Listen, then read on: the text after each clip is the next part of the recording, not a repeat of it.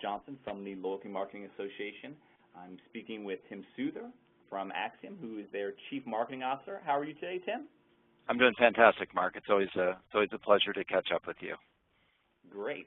We are doing our initial loyalty management video podcast. It's called Behind the Brand. This is an interesting look at Tim Suther and some of the things that he's doing within Acxiom. Tim is responsible for Acxiom's global marketing, their strategy and business development activities. Previously, he led Acxiom's worldwide digital agency and multi-channel marketing services for the business. He has more than 30 years of business experience driving transformational results at the intersection of data, marketing, and technology. Tim, that sounds like a lot. Could you give us a brief summary and a more detail potentially on what you do within Acxiom? Well, first of all, I think that says I just can't keep a steady job. But there's really two core things that I do. One is I am the company's Chief Strategy Officer. So, wow, what an interesting time for loyalty, data, and technology. In fact, I think it's a seminal time for each of those. So, it's really fun thinking about what's coming around the corner and how data is going to fundamentally change how marketers market and how loyalty programs evolve in the future. So that part of it is really fun. And in the course of doing that, I spend a lot of time with the world's great marketers, and so not only advising them on what to do, but being in charge of Acxiom's marketing, my job also is to make sure that we embrace those the same principles. So the business of data and technology can be quite complicated, and I spend a lot of time trying to demystify that and make sure that mere mortals can actually comprehend what we do. And that, of course, is a journey in as complex of a business as we have. I think you make some very valid points. The landscape of data and how it impacts true customer loyalty is very dynamic and fluid and changing rapidly. And organizations like yourself will help give some great insight from these different data sets for brands. It is very, very important. And I think, as you and I have talked in the past, it's going to continue to evolve and continue to be more important to create actionable insight out of the data that can drive true loyalty. That's right. The first question we have, since this is for the customer engagement and experience issue for the Loyalty Management Magazine, I'd like to know, what is your customer engagement and experience philosophy? Well, like many things, I think it has to start with strategy first. So, part of having strategy be first means, frankly, brutal honesty with the way that an organization is designed to make money. So the reason why I say that way, I mean, there's not a brand in the world or a loyalty marketer in the world who won't say we love our customers, or customers come first, we exist for our customers. But I think the reality is actually quite different. I mean, the ability to create a compelling customer experience is just one of many ways that organizations can be successful. You can be successful by always having the low prices. You can be successful by having the best distribution network. You can be successful by awesome product engineering and packaging. All of those are viable strategies. But I think in the end analysis, in a world of unlimited choice and information about those choices, over time, more organizations are going to have to compete on their ability to serve customers and to serve the right customers. So the first thing that I counsel people when it comes to the philosophy is to be honest, right, and make sure that you have strategic alignment about how the organization makes money. Because in my experience, that's the number one reason why organizations fail to achieve their loyalty objectives, because in the end analysis at the senior most levels, it's just not the core reason as to how an organization makes money. So it starts with strategy, and then you back that up with making sure that you have the right measures and incentive systems. So a lot of times, organizations will be challenged in their loyalty programs because the ultimate success measures encourage something else. So as an example, if your success metrics are simply about how much product that you push or the efficiency of a given channel or your call handle times, all of those might be, peripherally related to success, but they could in fact work against having a proper customer engagement and experience strategy. So I think it really starts with that, making sure that whatever you do in terms of your customer engagement strategy is consistent with the overall strategy of the company, and then secondly, that you have the right measures and key performance indicators that enforce the desired behavior. Thank you for that great response. The next question, what would you like to see change in the market's approach to customer experience, engagement, and loyalty?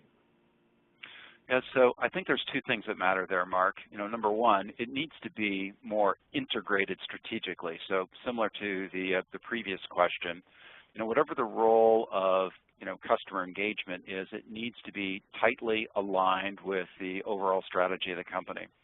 But there's another dimension here, and the other dimension has to be with the technical infrastructure. I'd like to see more, customer experience engagement and loyalty programs actually integrated technically.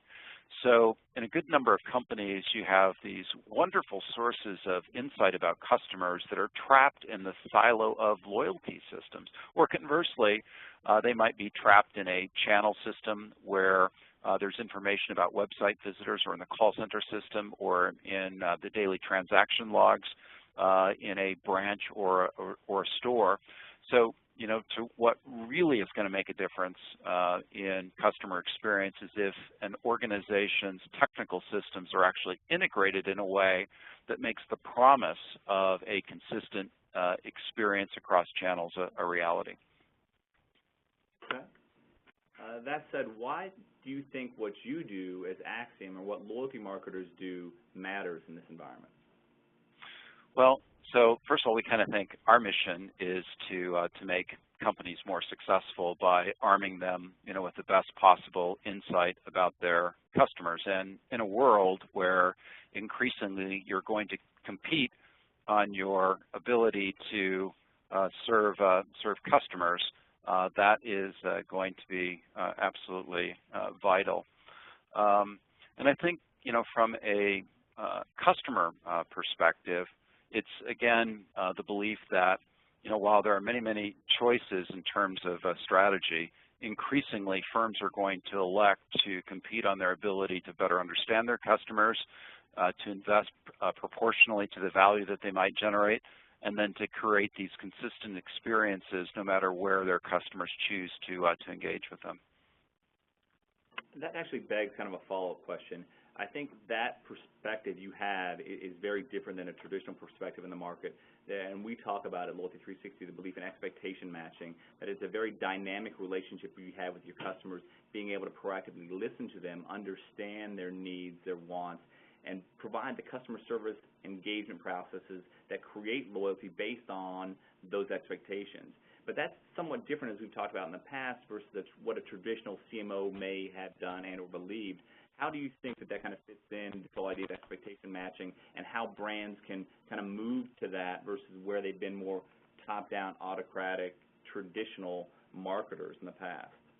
Yeah, Mark, that's kind of asking me, gosh, which of my children, do I love most? Is there a role for, proper branding and brand awareness? Of course there is.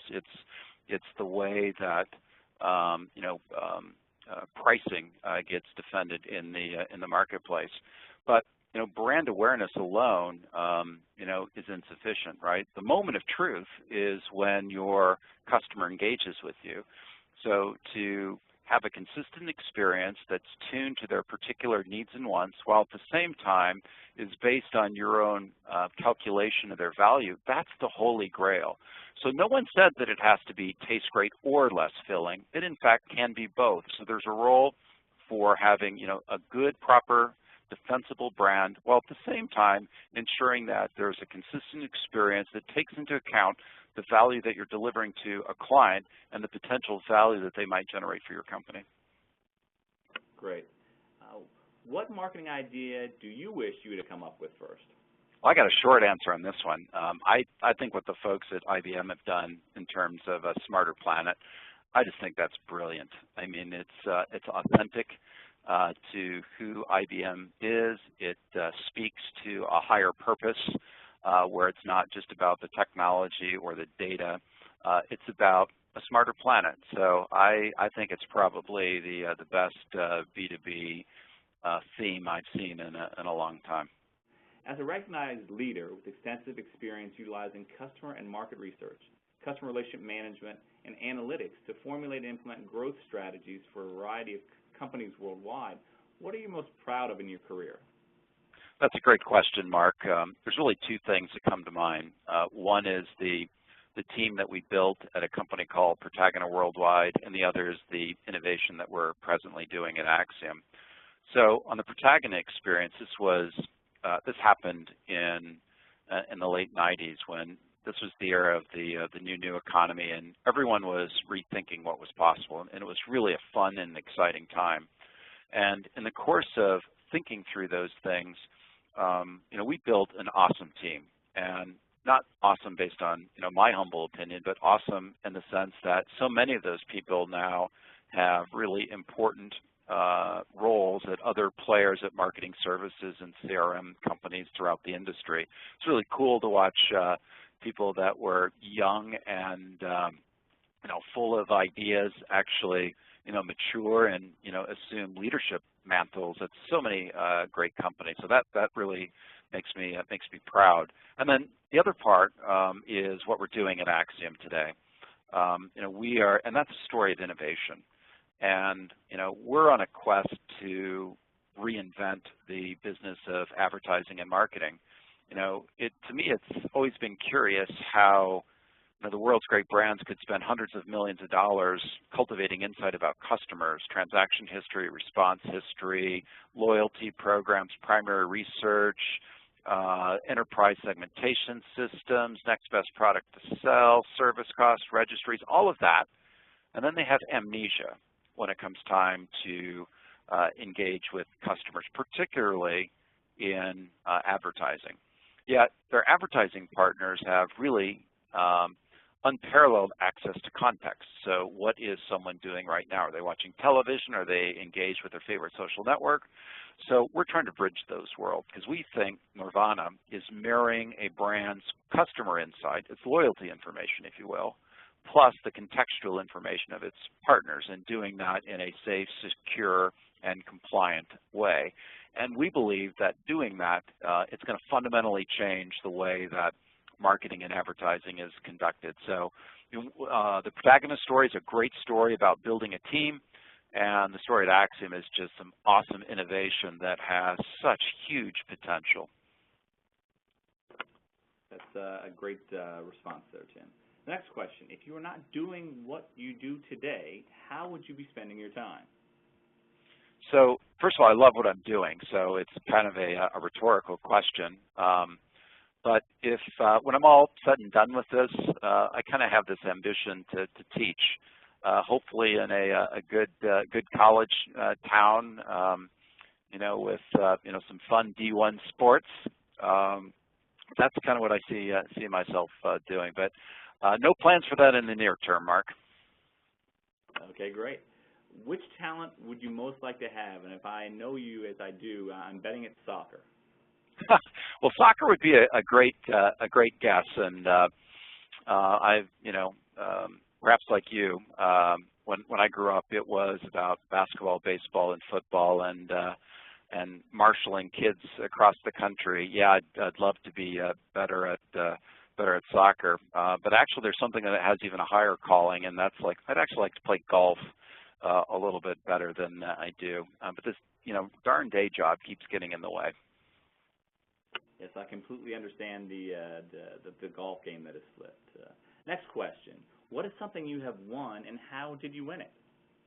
Yeah, so I just think about like the sports as a kid. So I played on 10 different championship teams across a variety of sports, and the thing that I really liked about that was winning together as a team. There's nothing like it when you and your mates work really, really hard against adversity, You learn from losing, and when you end up at the end of the season, winning it all, there's nothing like it, particularly when you do it with your team. So that's the part that I've always enjoyed. Absolutely.